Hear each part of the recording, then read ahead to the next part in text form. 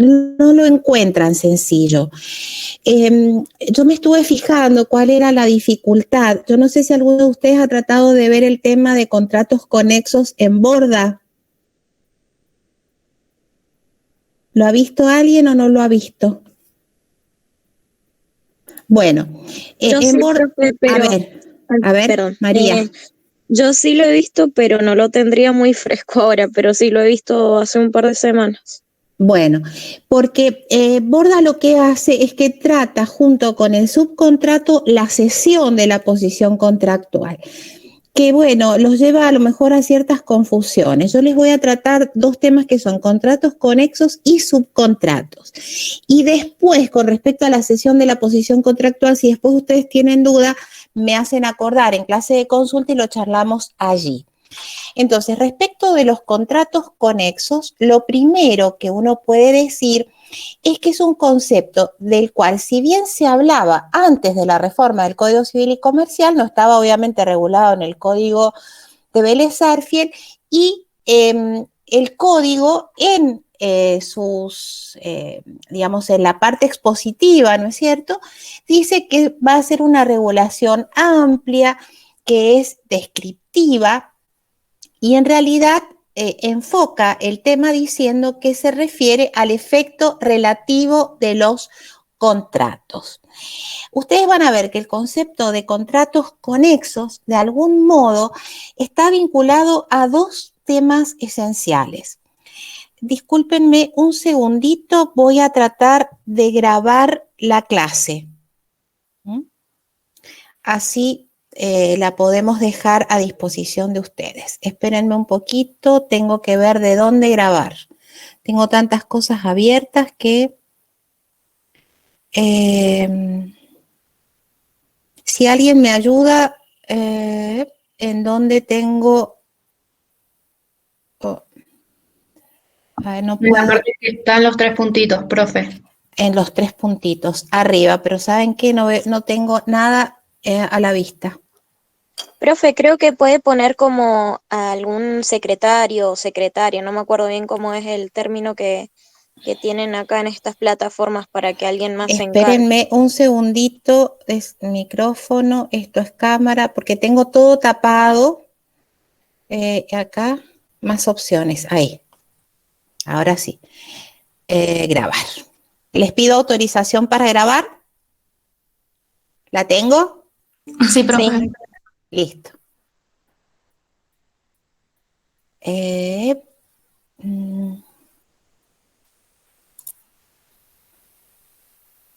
No veo si está grabando o no.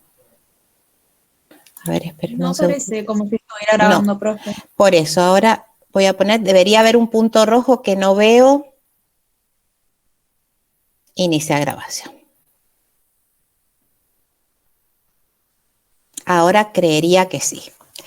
Bueno, les decía entonces que el tema es contratos conexos y el tema de contratos conexos regulado en el Código Civil y Comercial, los autores de la reforma dicen que en realidad se trata de un concepto que lo van a regular de un modo descriptivo y que de algún modo afecta al principio de res inter alios acta, es decir, el efecto relativo de los contratos. Yo les diría que en realidad está relacionado con dos cuestiones. La primera, la complejidad del negocio contractual, es decir, el contrato como ustedes lo pueden haber visto, como se vio hasta hace algunos años atrás, eran negociaciones relativamente sencillas. La contratación actual, el tráfico negocial actual es muy complejo y entonces ha hecho que los contratos comenzaran a tener que reflejar esa complejidad contractual. ¿Y cómo lo hicieron? Originariamente lo hicieron con la existencia de los contratos atípicos, es decir, contratos innominados Es decir, no estaban regulados en el código, sino que para lograr un determinado objetivo, las partes lo que hacían era buscar distintos contratos que los unían de alguna manera y de allí surgía un contrato de cierta complejidad para poder obtener un resultado único que no se podía obtener con los contratos en particular. Es decir, se buscaban varios contratos de manera tal de lograr un objetivo común. Ese es el origen de los contratos conexos. Ahora bien, históricamente, y esto no lo van a encontrar en otra bibliografía, se los quiero poner muy expreso, surge de la bibliografía, pero quiero que lo tengan bien claro. Originariamente los contratos conexos nacen como contratos innominados o como contratos atípicos. Pero con el devenir del tiempo, a medida que los comerciantes, esencialmente los comerciantes, y digo bien porque en ese momento eran parte del derecho comercial, necesitaban realizar determinados negocios, se iba haciendo contratos con tipicidad social, no eran típicos con tipicidad social, que fue una manera que encontraron los comercialistas de mencionar estos contratos que no podían ser atípicos, porque en realidad cuando se hablaba de ellos todos sabíamos de qué estábamos hablando. Esencialmente los comerciantes sabían de lo que estaban hablando, pero no podían decir que eran típicos o nominados porque no estaban regulados en el código. Entonces dijeron típicos sociales. Muchos de esos contratos llegaron a tener un nombre propio y llegaron a ser nominados. Otros no. El caso típico es el leasing. El leasing comenzó siendo una asociación de una compraventa más de una locación con una compraventa o más que una compraventa, una opción de compra. Otros contratos, como el factoring también, comenzaron de la misma manera. Ahora bien, algunos, como les digo, de esos contratos relacionados encontraron su nombre y apellido. Otros han seguido siendo atípicos, aunque tengan tipicidad social. Y por otra parte, estos contratos son imposibles de tipificar a priori, porque en realidad están vinculados con el principio de la autonomía de la voluntad, con que las partes se van a dar a sí mismas una solución al problema que tienen. ¿Y cómo lo encuentran? A través de distintas formas, de distintos contratos, adhiriéndolos, uniéndolos de algún modo, para que pueda realizarse el tráfico jurídico, lograr el objetivo que están buscando. Como les digo entonces, y me voy a volver a la pantalla de recién, la pasé sin querer, ¿cómo define el código a los contratos conexos? Dice, hay conexidad cuando dos o más contratos autónomos se hayan vinculados entre sí por una finalidad económica, no cualquier finalidad, una finalidad económica común, previamente establecida, de modo que uno de ellos ha sido determinante del otro para el logro del resultado perseguido. Esta finalidad puede ser establecida por la ley, expresamente pactada o derivada de la interpretación conforme a lo que dispone el artículo 1074. No se están corriendo las diapositivas. O sea, no está en la 1. No se ha corrido esta, ¿no? No, está en la 1. A ver, no, profe, quería decirle que no se estaban corriendo. Sí, bueno, entonces déjenme ver si la puedo correr desde aquí.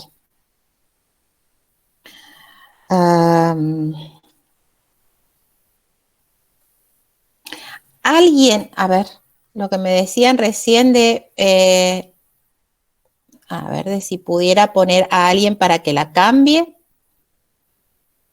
Ahora sí cambió. Ahora sí, ¿verdad? Ahora sí, profe. Sí, ahora sí. Y ahora aprovecho a cambiar la siguiente y me vuelvo, así los puedo ver, porque la verdad es que esto de no verlos es problemático para mí. Prefiero verlos. Muy bien. Entonces, en esta diapositiva lo que ustedes están viendo son los requisitos que surgen de la definición. Primera cosa, tienen que tener 2 o más contratos autónomos. Contratos autónomos. Quiere decir que son contratos independientes. Son contratos que tienen cada uno de ellos todos sus elementos esenciales, que a la hora de que ustedes los consideren conexos, pueden tener los mismos elementos u otros, pero cada uno de ellos tiene que tener todos sus elementos esenciales. Son 2 contratos, al menos 2 contratos distintos, autónomos.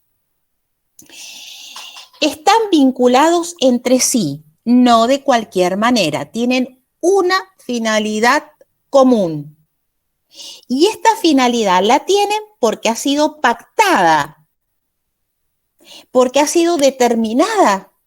Y esta determinación le viene o por la ley, o por el acuerdo de voluntades, o por la interpretación al momento de hacer la interpretación. Y entonces ahora vamos sí a lo que ustedes tienen allí en pantalla. Denominación. Se llaman contratos conexos, contratos coligados, contratos vinculados, contratos interconectados, contratos agrupados. Tienen muchos nombres. El primero, contratos conexos, es con el que se conocieron siempre en la Argentina. Coligados. Viene esta terminología de la doctrina italiana, contratti colligati, es decir, y se tradujo al castellano como coligados. Vinculados, porque en realidad es una terminología del castellano adecuada, es decir, son contratos que de alguna manera están vinculados, que están interconectados o agrupados. Agrupados proviene de la terminología francesa. Entonces, cualquiera de estas maneras, cuando ustedes vean alguno de estos contratos, nosotros estamos hablando en general de los contratos conexos, que es como se ha impuesto en el derecho argentino. Lo primero que tienen que tener es pluralidad. Si tienen un solo contrato, no tienen un contrato conexo. Tienen que tener 2 o más contratos con todos los elementos esenciales del contrato. No me canso de repetir esto. Y yo les he puesto allí el leasing y el factoring o factoraje por algo muy específico. Lo adelanto ahora y lo retomo luego. El contrato de leasing es el ejemplo, digamos, clásico. Un contrato que comenzó siendo un contrato de locación con opción de compra y luego fue evolucionando y fue convirtiéndose en un contrato típico, porque hasta tuvo una ley especial. Ahora está en el código, pero tuvo una ley especial. Muy bien, este contrato ahora es típico y ahora es un solo contrato. Lo que sucede es que a veces por la interpretación podría llegar a tratarse de un contrato conexo, pero en realidad es un contrato. El factoring también es un contrato, porque adquirió esa forma luego de tener una tipicidad social que todos conocíamos lo que era el factoraje antes de que estuviera receptado en el Código Civil y Comercial de la Nación. Quiero que entiendan esto. Hay algunos contratos que en realidad serían un único contrato. Por excepción, y en la medida de la interpretación que corresponda, puede llegar a ser considerado conexo. ¿Entienden lo que acabo de decir? ¿Se entiende? Sí, profe. Sí, profe. Porque para contrato conexo necesitan al menos 2 contratos que son independientes, pero que de alguna manera están ligados. Y ahí viene el segundo elemento, están vinculados estos dos contratos autónomos porque tienen una vinculación que o es genética, porque nacen todos al mismo tiempo para cumplir la finalidad, o es funcional. Al momento de que se está desarrollando el contrato, nos damos cuenta de que hay otros contratos vinculados y que el objetivo no se puede cumplir si no se abarca esta totalidad. Tienen que estar vinculados, pero cada uno de ellos es autónomo. Son heterogéneos porque son distintos contratos. Tan heterogéneos son que pueden no tener las mismas partes y sin embargo estar vinculados. La finalidad que tienen es una finalidad económica común. Se quiere cumplir un determinado objetivo. Ustedes en el leasing no están ni alquilando ni vendiendo. Están haciendo un leasing. A ustedes con la locación no les alcanza y con la compraventa tampoco. Entonces, se creó un contrato que ahora es uno, que eventualmente puede llegar a ser conexo, pero actualmente es uno, que cumple, y esto en general es lo que ocurre con todos los contratos, los que se llamaron modernos contratos, que un único contrato cumple con la finalidad querida por las partes. El contrato de leasing es una creación de los negocios, es una creación del tráfico mercantil para cumplir un objetivo distinto de los contratos tradicionales, típicos, conocidos, hasta que logró ser un contrato típico, un contrato nominado. Muy bien. Sí, María. Dígame. Entonces podría, o sea, no entiendo, ¿son dos contratos, o sea, dos contratos conexos, el ejemplo leasing, o es un contrato al final? Mire, ya más enseguida se lo voy a explicar con algunos casos, pero el principio es que es uno. A veces en la interpretación puede ser interpretado como si fuera conexo, pero en principio es uno. Y es tan uno porque en realidad todas las partes son las mismas. Ah, bien, gracias. Uno de los elementos importantes de los conexos, cuando realmente adquiere virtualidad entenderlo como conexo, es cuando las partes no son las mismas. Por ejemplo, un contrato en el cual usted celebra un mutuo con el banco. Y entonces, dentro de la cuota del banco, a usted le viene un descuento, además, o sea, dentro de lo que es toda la cuota del banco, una parte que son los intereses, otro que es capitalización de capital, etcétera, etcétera, y le viene un rubro que es seguro de vida. Ese seguro de vida ha sido contratado por el banco para el supuesto en que usted, que es el mutuario, fallezca o resulte incapaz. Con lo cual el banco lo que está haciendo es asegurándose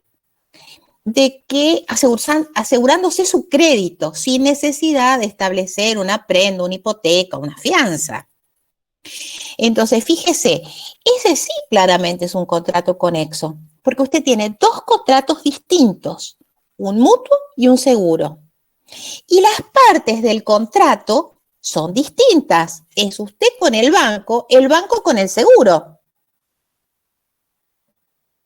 Entonces, fíjese cómo se trata claramente de dos contratos independientes. Cada uno obviamente tiene que tener todos los elementos constitutivos esenciales del contrato, porque si no, no tiene validez.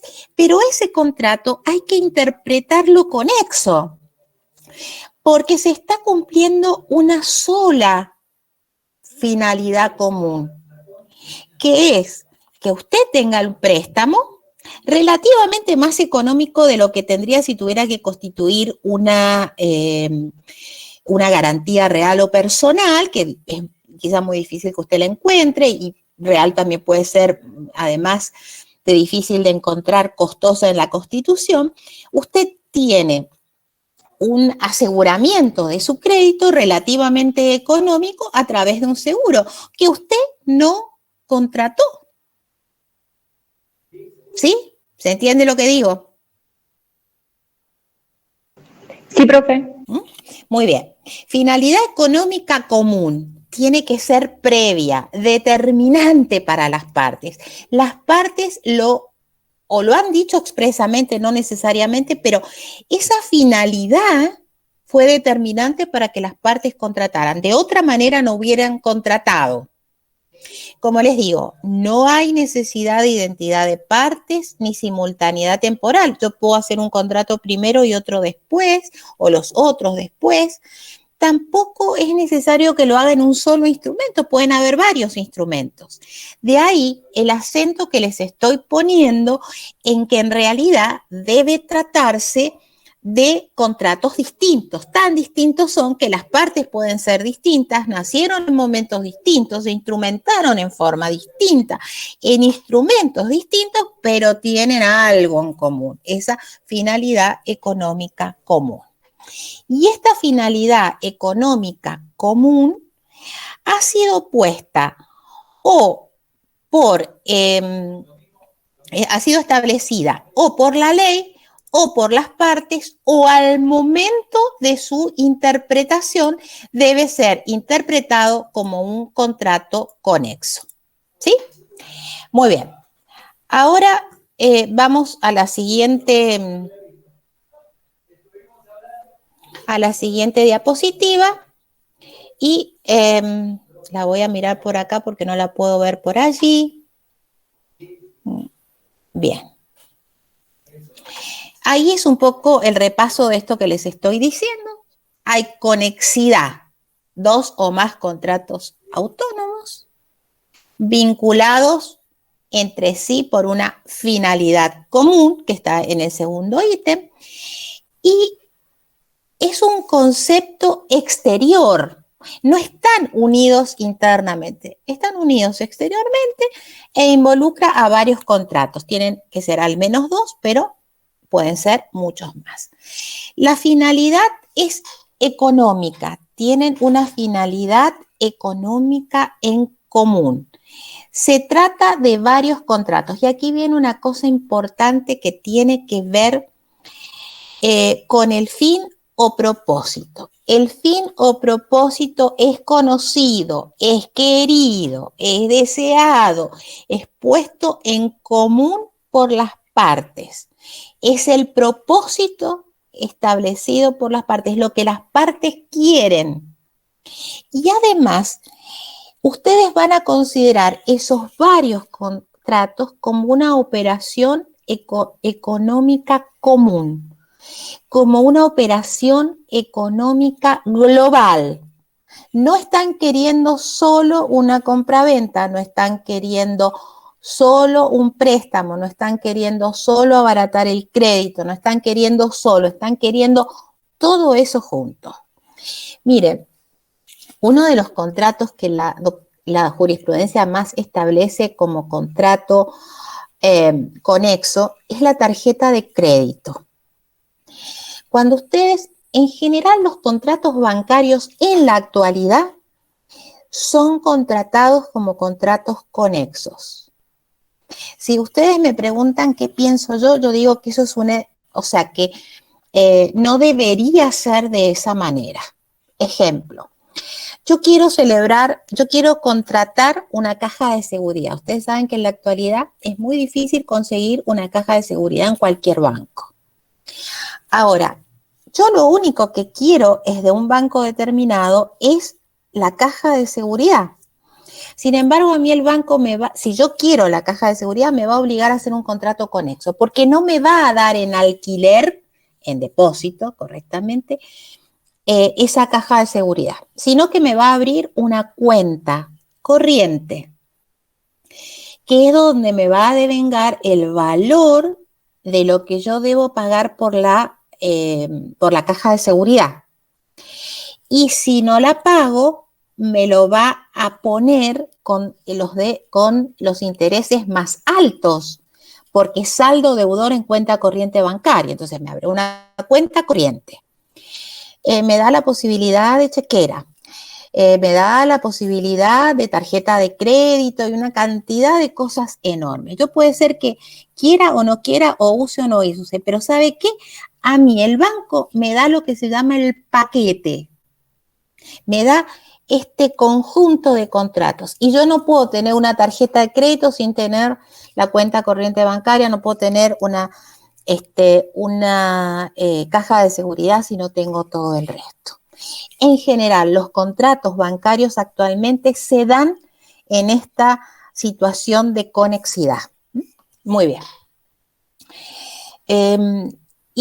También podemos hablar de que existe una voluntad o una finalidad, si ustedes quieren, una voluntad que es no extracontractual, sino paracontractual, es decir, abarca toda una cantidad enorme de contratos, al menos 2, pero pueden ser muchísimos más. Bueno, vamos a ir acá, vamos a cambiar.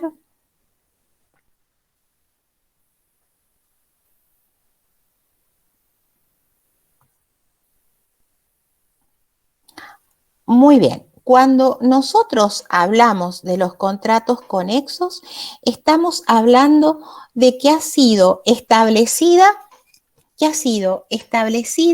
una finalidad económica común, pero previamente establecida, que ha sido determinante una de las otras. Lo que se está buscando es un objetivo, un logro determinado. Muy bien. Lo importante, y aquí quiero marcar esto, lo importante acá es el negocio que ustedes quieren celebrar. Y como dirían los ingleses, business are business. Los negocios son negocios. El contrato no es ni más ni menos, y digo ni más ni menos, no porque le estoy quitando importancia, que el instrumento a través del cual se materializa el negocio jurídico, el tráfico económico, el movimiento de la riqueza de un determinado país. Muy bien. Como les digo, el contrato es un instrumento y estos contratos muchas veces constituyen lo que se llama una red de contratos. Son complejos.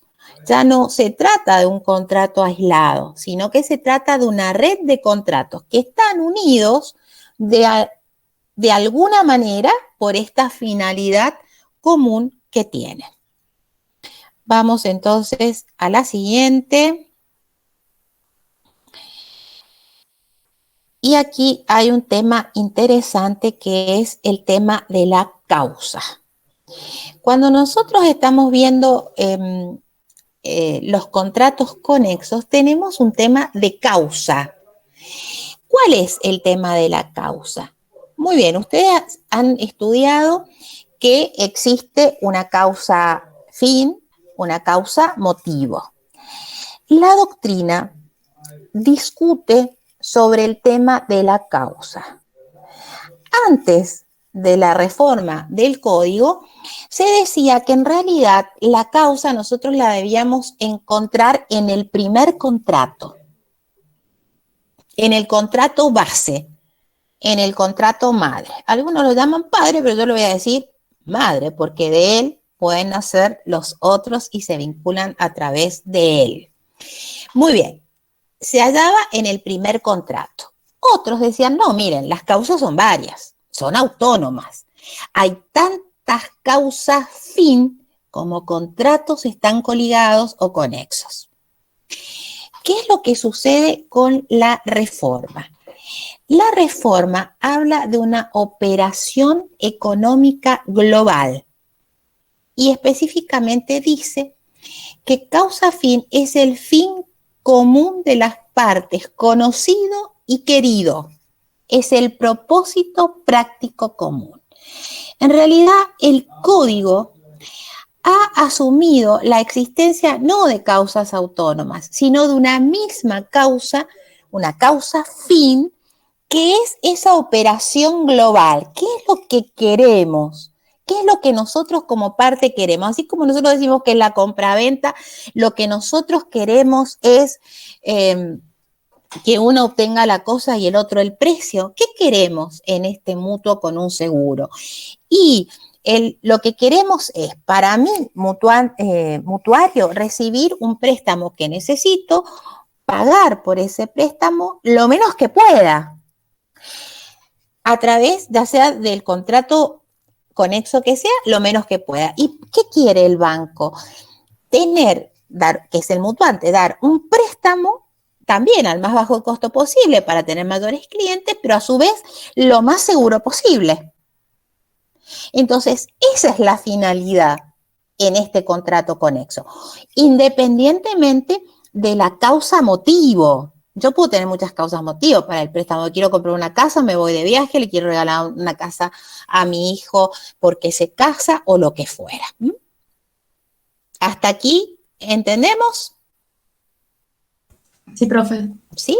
Bueno, me alegro entonces que vamos entendiendo aquí, hasta aquí. Bueno, yo les pido un poco de paciencia porque estoy manejándome con dos computadoras, porque si no, no me van, o no me ven ustedes, o no los veo yo, o no veo el Power. Muy bien. Ejemplos de contratos conexos. Este que les acabo de dar yo lo utilizo porque me parece que es el más claro, el mutuo con un seguro. Me parece que es muy claro. Se usa también el tema de la compraventa inmobiliaria, en la cual se necesita un crédito para financiar. Entonces, ustedes concurren, puede ser directamente un desarrollador inmobiliario que les va a vender el terreno, pero además que les va a dar el crédito, ya sea que lo tenga, sea propio o sea a través de alguna entidad financiera. Entonces ahí también hay dos contratos independientes. A ese se le puede sumar, por ejemplo, el tema de construir la vivienda o de hacer alguna parte de la vivienda, etcétera. También les he puesto allí el tema de los shoppings. El tema de los shoppings es también un contrato, yo les diría que ya tiene tipicidad social, claramente tiene tipicidad social, pero que también tiene una cantidad enorme de contratos, de compraventa, de locación, de contratos de publicidad, de contratos que tienen que ver con el uso de las partes comunes, de la contratación de ciertos espectáculos, por ejemplo, para atraer clientela, o de la propaganda que se va a hacer, o por ejemplo para adornar los lugares, por ejemplo para Navidad, para fechas especiales, que también van a traer clientela, etc. El contrato de shopping tiene enorme cantidad de otros contratos, claramente es conexo. Las tarjetas de crédito, se dice que es un contrato conexo, y algunos dicen que el contrato de leasing también es un contrato conexo. Y yo les digo, depende. Para que el contrato de leasing, por ejemplo, sea un contrato conexo, es en ciertos supuestos en los cuales el tomador no lo toma directamente del proveedor, sino, el caso típico es el contrato de leasing financiero, en el cual el tomador le indica al banco el proveedor a quien le debe comprar el bien que luego va a ser dado en leasing. O bien, le indica a través de folletos o de indicaciones que él quiere tomar en leasing un determinado producto que el banco no lo tiene, sino que lo compra con el objetivo de darlo en leasing. Es decir, en estos supuestos, nosotros, ahí sí claramente se trata, o podemos, no claramente, ahí podemos hablar de que es un contrato conexo. ¿Saben por qué? Que ustedes después lo van a ver en el leasing, pero anótenlo para tener presente luego en el leasing. Anoten esto, junto con el que aquí no hay dos partes. Aquí está, por un lado, el contrato que tiene el banco con el proveedor, que el dador yo le indiqué, distinto del contrato que tiene el banco conmigo del leasing. Ahora, ¿qué pasa?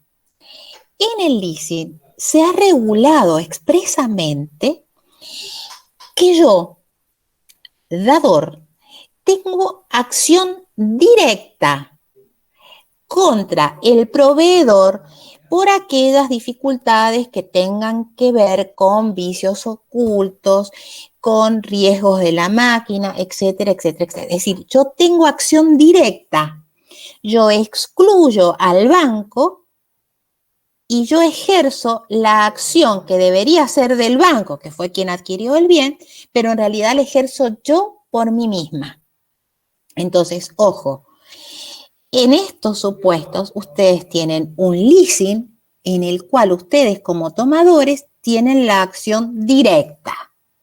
Entonces, ahí ustedes pueden considerar que en esos supuestos, es un contrato conexo. También con las tarjetas de crédito, porque eso está también, esto que acabo de decirles, está establecido en la regulación del leasing. Y lo que les voy a decir ahora sobre tarjeta de crédito está establecido en la ley de tarjeta de crédito, en la cual también hay determinadas acciones que protegen a la parte que adquirió, a la parte, es decir, al que contrató con el banco como tomador o usuario de la tarjeta y a quien contrató con el banco como proveedor, a quien se le deben hacer los depósitos, el banco le va a hacer los depósitos de lo que él ha provisto a los tenedores de la tarjeta. Muy bien. Lo importante, esto ya se los he marcado, esta cantidad de contratos que comenzaron como atípicos y después obtuvieron un nombre. Algunos de ellos son contratos conexos, otros son realmente un contrato solito.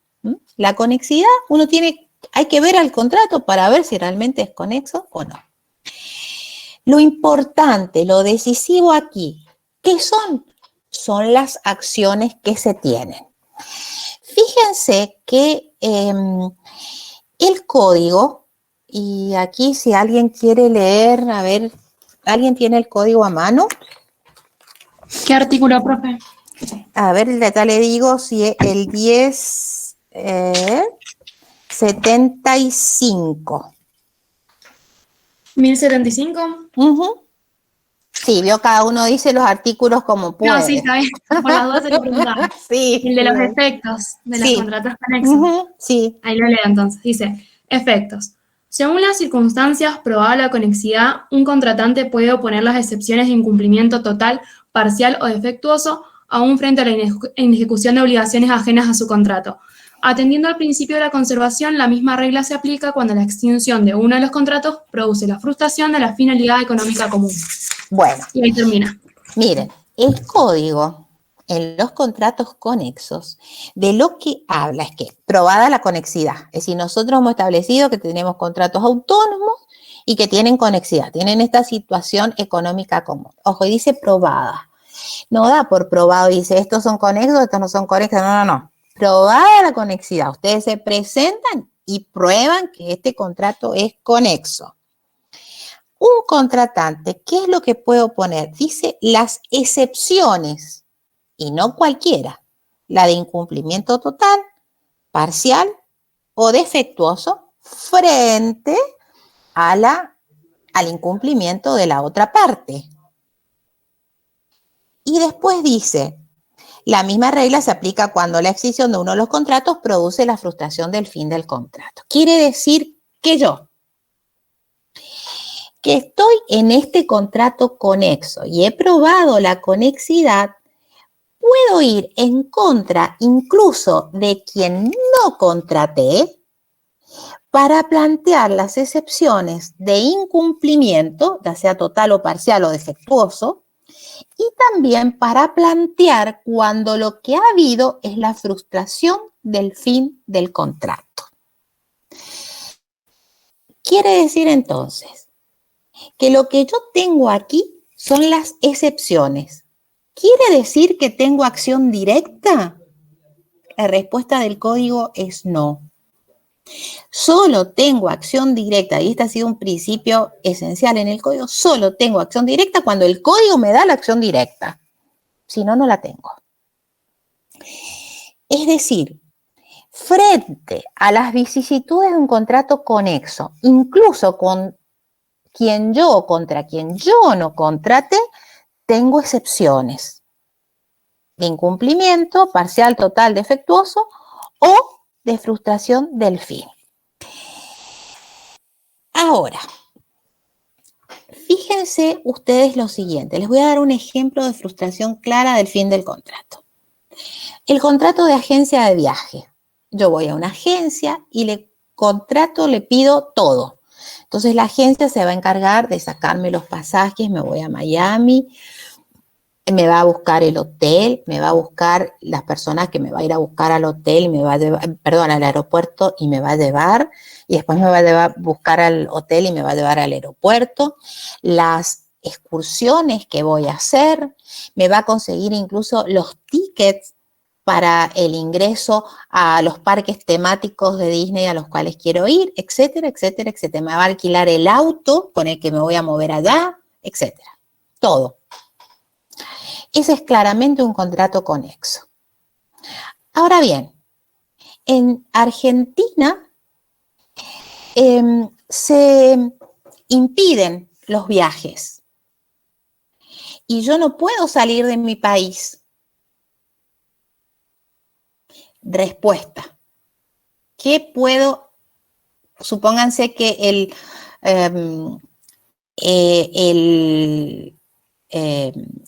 hotel me quiera descontar de la tarjeta, digamos, lo que yo dejé o el pago total de la estancia que no voy a poder ni siquiera viajar. Pregunto, ¿qué harían? ¿Qué se les ocurre que se puede hacer? Claramente, ¿qué es lo que hay ahí? Emilia, María José, son las que veo, ¿eh? ¿Qué les parece? Una frustración del fin, profe. Bien, María.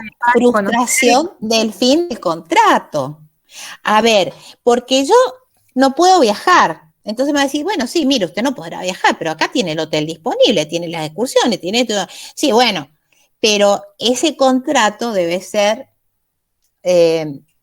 interpretado en su totalidad. Unos contratos en virtud de los otros, unos con otros.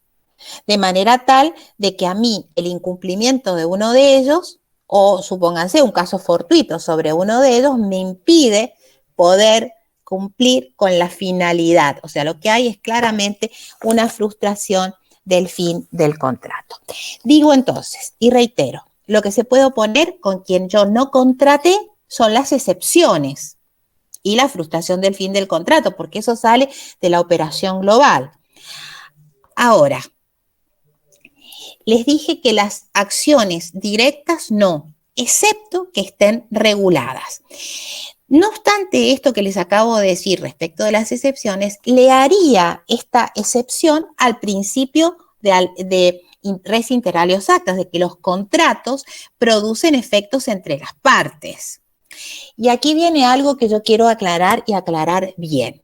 En general, cuando hablan del principio de res inter alios actas, los alumnos dicen que los contratos no pueden afectar a terceros. Y eso es un error.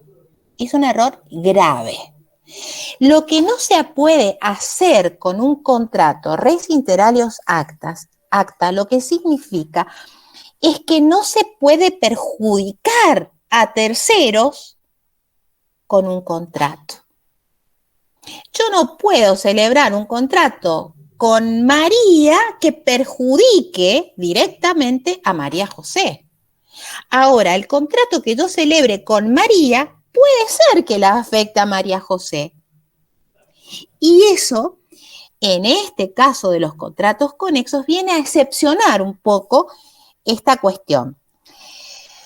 Y digo excepcionar un poco, porque en realidad hay muchos contratos que afectan a terceros. Lo que pasa es que en los contratos conexos hay una mayor intensidad en esta afectación o en este poder excepcionar contra personas contra las cuales yo no contraté.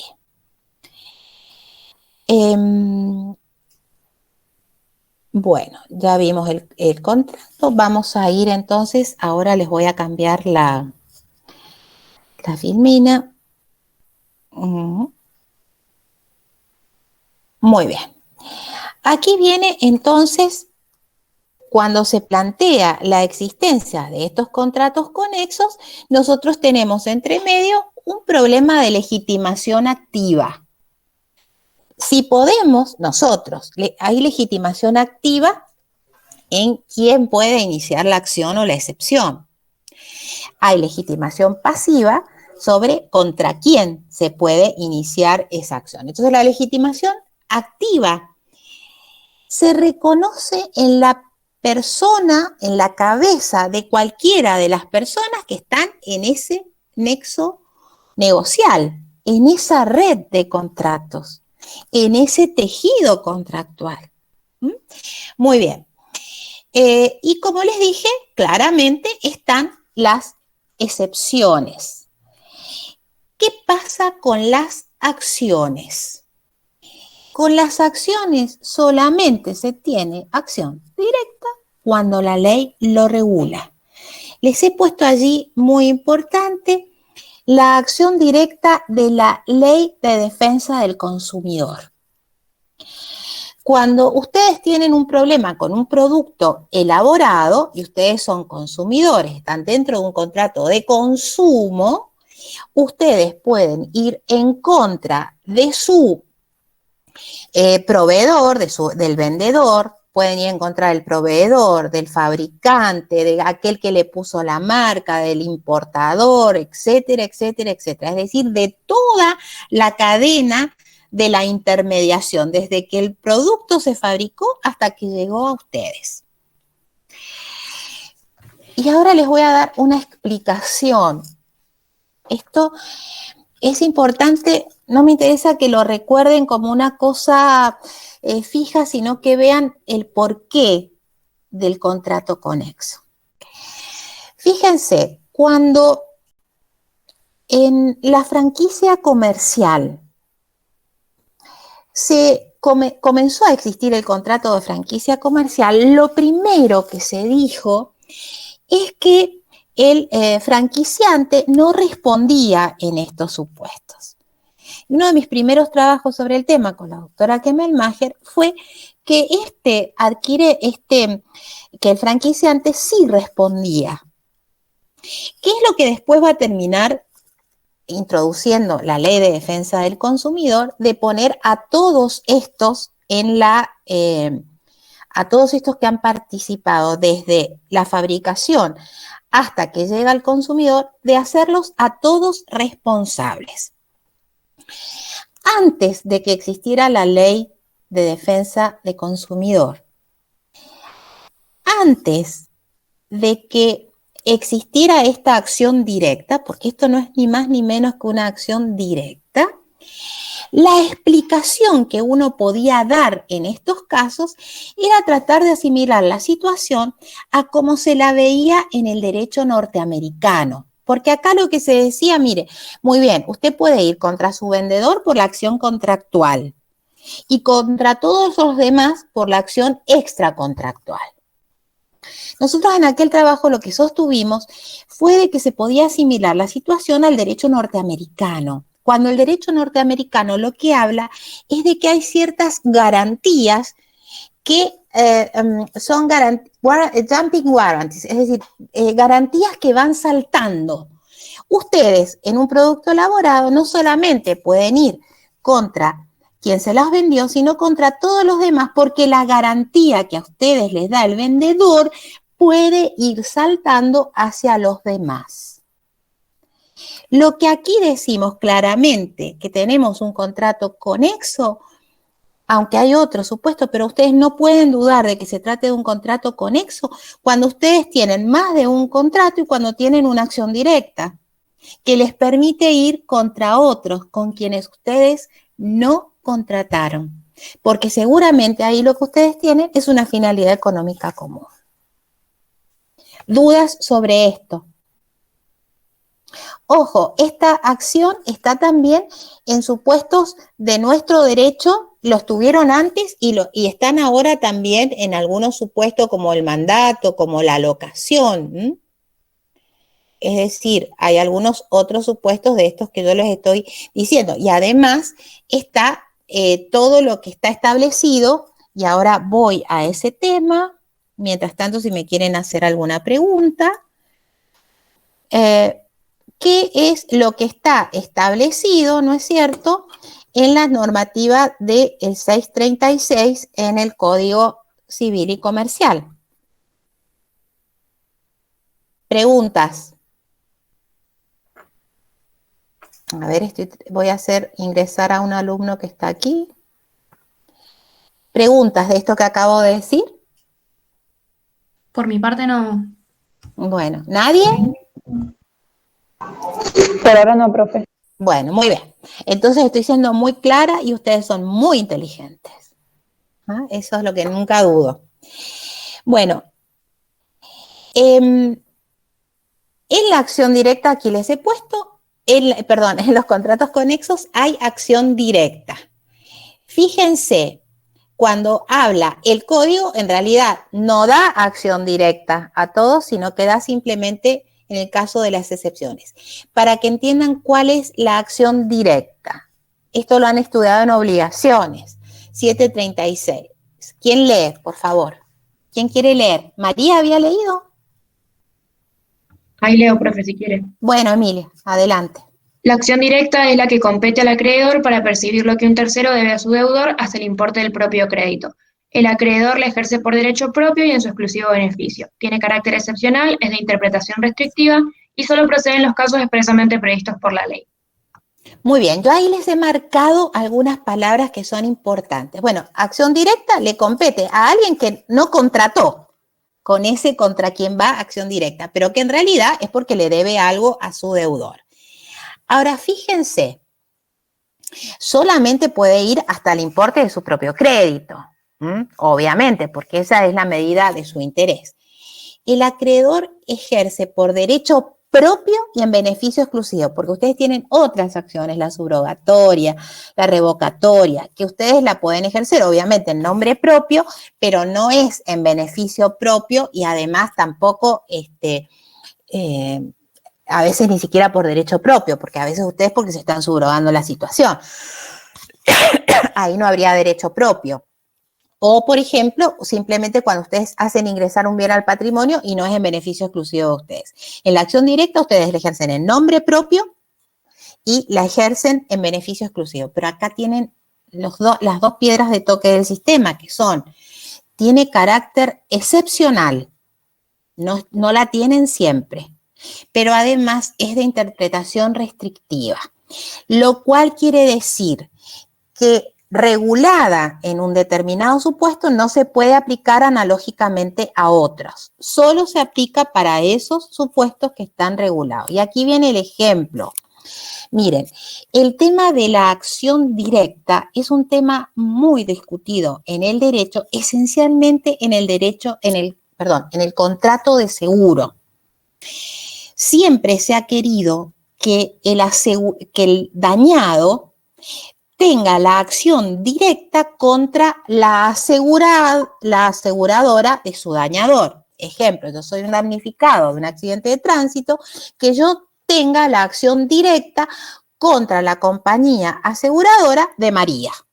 Eso no es así. A pesar de que hubo proyectos y demás, eso en el derecho argentino ustedes no tienen esa acción. El damnificado no tiene acción directa contra la compañía aseguradora del dañador, sino que es necesario que a la compañía aseguradora la cite el asegurado o bien por un artículo, que es el artículo 18 de la Ley de Seguro, que ustedes frente a la no citación que ustedes puedan citarlo, pero no tienen acción directa, tienen que demandar sí o sí al asegurado para que ustedes puedan ejercer. Si el asegurado no cita a la compañía,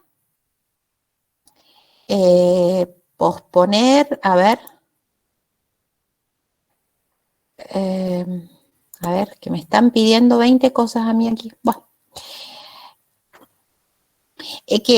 Ustedes tienen que posponer, si ustedes no inician la demanda contra el asegurado, no pueden ir contra la aseguradora de ese asegurado, ni siquiera por el artículo 18 que les estoy indicando. Entonces, es de interpretación restrictiva. En la actualidad, ¿quiénes tienen esa acción directa? Los contratos de consumo. ¿Quiénes tienen esa acción directa? El leasing. ¿Quiénes tienen esa acción directa? La tarjeta de crédito. Pero reitero, en el leasing tienen la acción directa cuando no es el banco quien es el propietario, son otros supuestos.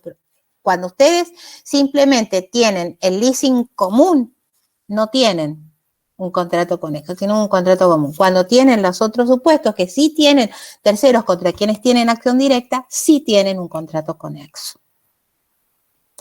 Yo sé que este no es un ejemplo sencillo, pero se los pongo porque a veces es necesario analizar ciertos contratos en particular para que ustedes vayan viendo cómo se manejan. Sería más sencillo para mí evitarles el tema del contrato de leasing, pero es un tema que se los adelanto para que ustedes después, cuando estudien leasing en contratos 2, lo tengan también presente. ¿Sí? Bueno, a ver, Emilia, ¿por qué no lee ahora, por favor, el 1074 y vuelve a leer el 1075? Porque vamos a ver alguna cosita más de este. ¿Puede ser? Sí, ahí lo leo.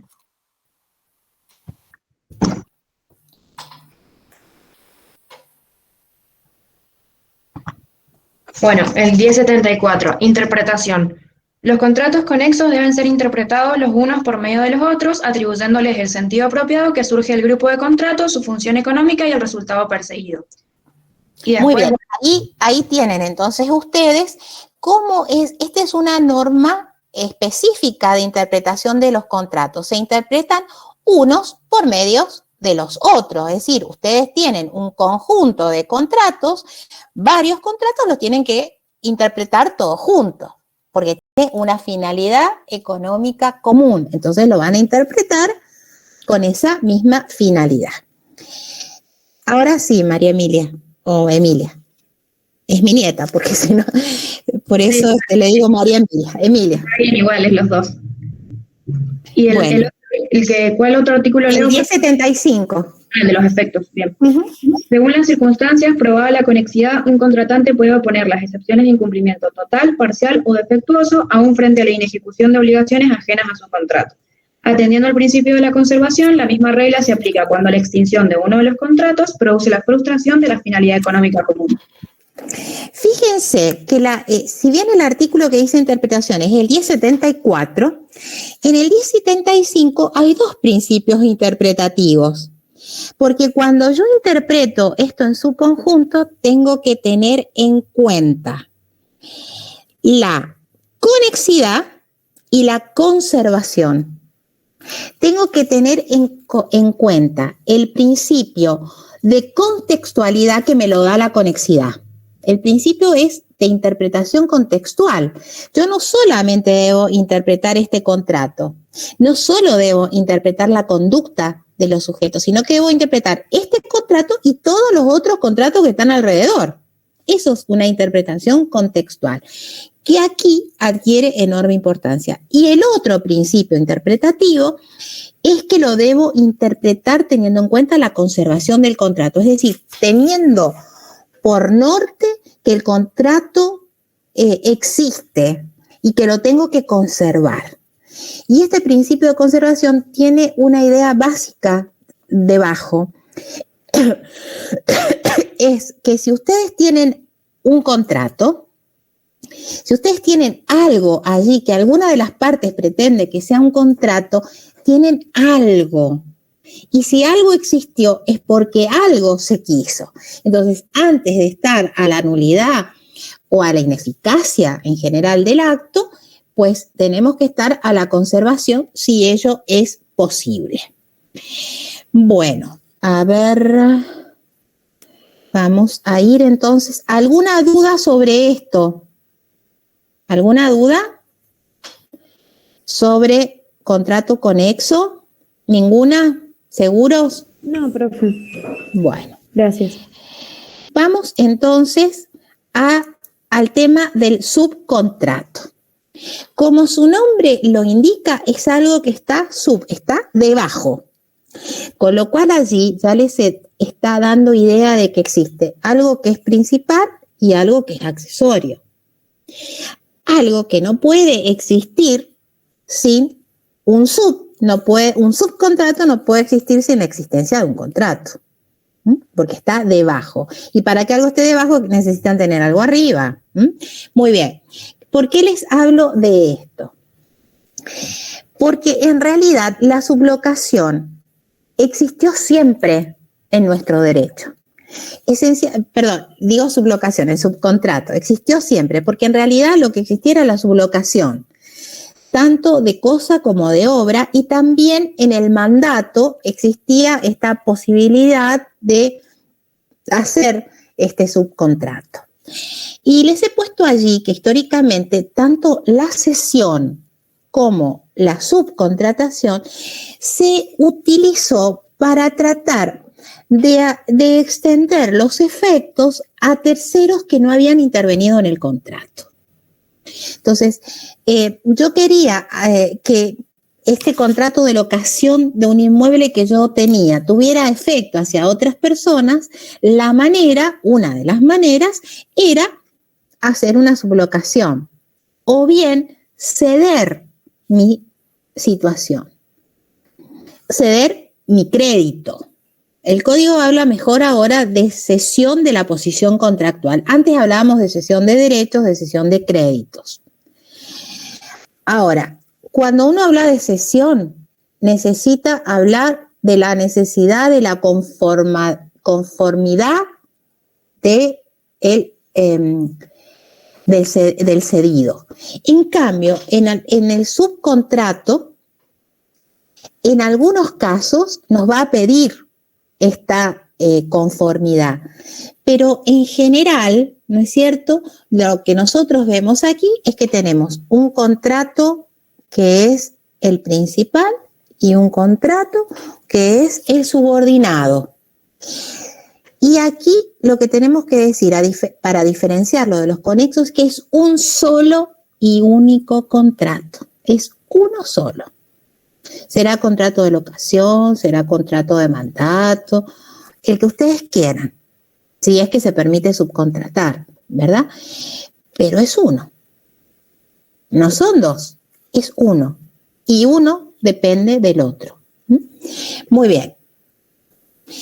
Obviamente que si yo tengo un contrato y quiero hacer un subcontrato, tiene que ser al menos dentro de los plazos que tengo el contrato, porque si no, ir más allá, es quien subcontrató no lo va a poder hacer valer contra el contratante original. Entonces, es un solo contrato. O sea, hay un contrato del cual se deriva un hijito. Tenemos el contrato madre y el hijito. Muy bien. Pero tiene que tener el mismo contenido y la misma naturaleza jurídica. Aquí lo que sucede es que existe un intermediario. Hay un sujeto en el contrato original, hay dos sujetos que contratan.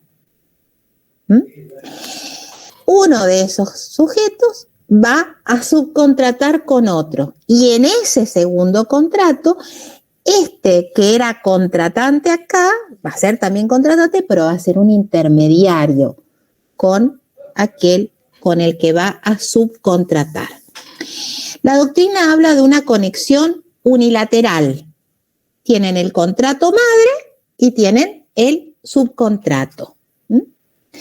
Y se va a permitir expandir los efectos de ese primer contrato a este otro contrato o subcontrato. Muy bien, yo creo que les he puesto aquí una filmina sobre las partes. Bueno, simplemente que no se puede subcontratar. ¿En qué casos? Obviamente, cuando se trata de contratos intuitu personae, o sea, obviamente, la subcontratación tiene sus límites que están dadas, sí, obviamente, tienen un contrato intuitu personae, o cuando se ha mirado o se ha buscado las condiciones especiales personales del sujeto, es decir, ciertas habilidades. Cuando tampoco se puede subcontratar algo que no corresponda al contrato primigenio. Ustedes no pueden extender en un subcontrato un derecho que ustedes no tienen. Con respecto a la causa fin, que es la causa objetiva, esa debe coincidir. La causa motivo no. La causa motivo obviamente es particular y dependerá de cada uno de los sujetos que van a intervenir en este contrato y en esta subcontratación. A ver. Aquí les muestro el tema de las partes, porque a veces no es tan fácil poder identificarlas. Allí ustedes tienen el primer contratante o causante. O sea, si lo ven en algún libro como causante, no lo confundan con alguien que se ha muerto, porque nosotros normalmente de causante hablamos cuando es la persona que ha muerto. Se llama primer contratante. El segundo contratante, o sea, en realidad estos son los contratantes originarios, los primigenios, pero se les dice primero y segundo como para poder hacer la distinción con el subcontratista. Se lo llama segundo contratante, subcontratante, contratante intermedio, intermediario. Cuando ustedes hablan de locación es fácil porque hablan de locador, locatario y sublocatario, pero no en todos es tan fácil encontrar la palabra más específica y adecuada, por eso cualquiera de esta terminología es correcta. Y el subcontratista, que es, ¿no es cierto?, aquel subcontratista o subcontratado, porque si se tratara de un contrato de obra, ¿no es cierto?, ustedes tienen el propietario, el dueño, el locatario, el locador, y tendrán un sublocatario, ¿no es cierto?, que es aquel, un sublocador, que es aquel que va a realizar la obra por ese otro locador, porque el locatario es el que paga el precio, es decir, el dueño, el titular de la obra es el que paga el precio, ese es locatario, mientras que quien va a hacer la obra es el locador y quien sería el que la realiza por él a través de un subcontrato es el sublocador. Les he puesto aquí los ejemplos que están regulados en el código, la locación de cosas, en el contrato de transporte, en el mandato, en la franquicia, está estipulado. En el caso de la locación, por ejemplo, si ustedes no tienen una cláusula que prohíba la sublocación está permitida y podrán sublocar. Ahora, veamos un poquito más en detalle el tema de el artículo 1071. ¿Quién quiere leer? ¿Quién va a leer el 1071, por favor? Si quiere lo leo, profe. Sí, lea. Acciones del subcontratado. El subcontratado dispone A, de las acciones emergentes del subcontrato contra el subcontratante, B, de las acciones que corresponden al subcontratante contra la otra parte del contrato principal, en la extensión en que esté pendiente el cumplimiento de las obligaciones de éste respecto al subcontratante. Estas acciones directas se rigen por lo dispuesto en los artículos 736, 737 y 738. Fíjense, aquí en el subcontrato ustedes tienen acciones emergentes del subcontrato. Es decir, este subcontratista puede ir contra el intermediario. Obviamente, si no le cumplió, puede ir. Tiene todas las acciones que correspondan. Pero también tiene acciones directas Este subcontratista o el subcontratado tiene acciones directas contra, supongamos que sea el locador contra de una cosa, contra el locador, en la medida en que existan obligaciones pendientes con el locatario. Es decir, supongamos que se trate de un contrato de obra. Yo, que soy la subcontratista, realicé la instalación eléctrica de la casa que el dueño había contratado con la empresa constructora. La empresa constructora subcontrató conmigo la instalación sanitaria.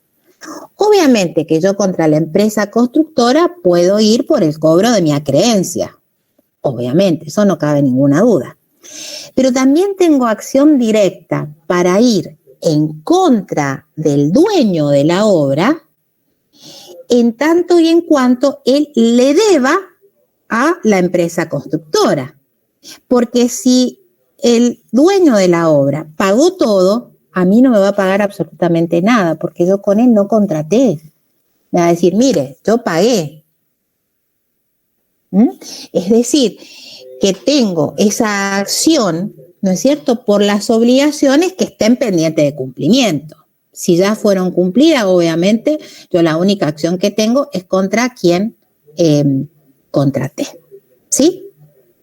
¿Se entiende eso? Sí, profe. Bueno, les voy a poner el siguiente slide, que es el 1072. Por favor, si lo puede leer. Bien, acciones de la parte que no ha celebrado el subcontrato. La parte que no ha celebrado el subcontrato mantiene contra el subcontratante las acciones emergentes del contrato principal. Muy bien. Entonces, contra el subcontratante, las acciones del contrato principal. Y las que correspondan al subcontratante contra el subcontratado, puede ejercerlas en nombre e interés propio. Aquí tienen la característica de la acción directa, en nombre y en beneficio propio. No la ejerzo la ejerzo en mi nombre y en mi propio beneficio. Bueno, no sé si les he puesto alguna slide más. No, esta es la última. Bueno, tenemos unos minutitos para que ustedes me pregunten las dudas que hayan quedado, las dificultades que les parezca que tienen. Profe, Sí, dígame, Camila. yo tenía dudas con respecto a la causa fin en los contratos anexos, si necesariamente tiene que coincidir o no. La causa fin no necesariamente tiene que coincidir, no. En los conexos no. Y la causa motivo tampoco. No necesariamente tiene que coincidir. Acuérdese que son contratos independientes entre sí en realidad. Son contratos distintos, que cumplen distintas finalidades, pero a la vez de esa finalidad hay una finalidad común. Por eso es que se interpretan de manera global, de manera conjunta, unos por medio de los otros.